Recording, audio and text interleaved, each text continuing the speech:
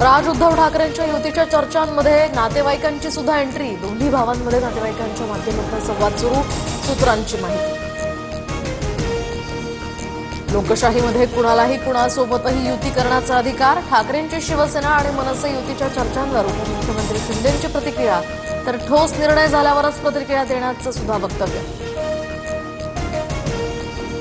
एकत्र येण्याच्या चर्चांमध्ये जितका उतावळेपणा दिसतोय तितका दोघा भावांमध्ये नाही। राज ठाकरे आणि उद्धव ठाकरेंच्या युतीवर फडणवीसांचा टोला। राहुल गांधींच्या लेखाला मुख्यमंत्री फडणवीसांचं लेखानंच उत्तर। जनता त्यांना नाकारते, ते जनादेशाला नाकारतात। महाराष्ट्र निवडणुकीमध्ये फिक्सिंग झाल्याच्या आरोपांवर फडणवीसांचा पलटवार।